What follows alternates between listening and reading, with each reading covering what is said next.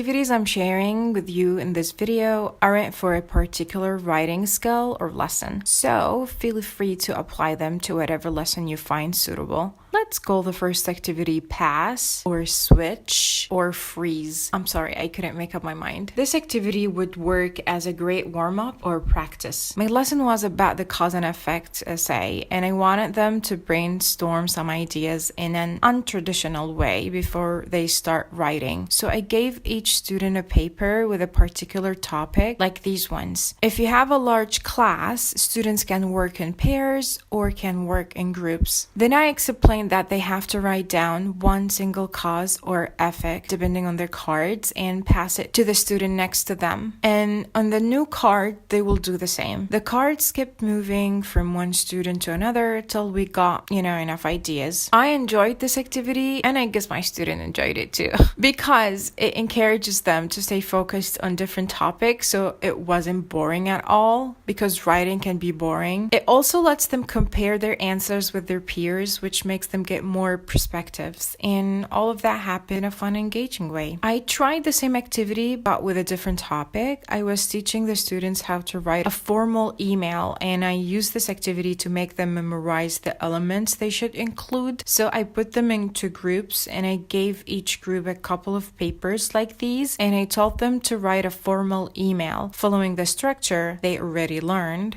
starting with a good subject line, then greeting, then the purpose, and all of the good stuff. Here, they had to pay attention to both the structure of the email and the order of the elements. With another group, we had the narrative essay. I set up the context of the essay, a time that you experienced something truly frightening. We worked in pairs, so every pair had a large piece of paper, and I told them, now you're going to start narrating your spooky story. But as you write it, at some point, you will hear me say freeze. And when I say freeze, even if you're in the middle of a word or in the middle of a sentence, you stop writing and transfer your paper to the pair next to you. The students began to write. I checked that everyone has written something before I said freeze for the first time. Then I was like, freeze. Papers were transferred to the next two groups so that everyone's working with another piece of paper with a different story on it. The students finished up their stories. I gave them some time to read, correct, and improve them. And honestly, all the stories deserved an Oscar.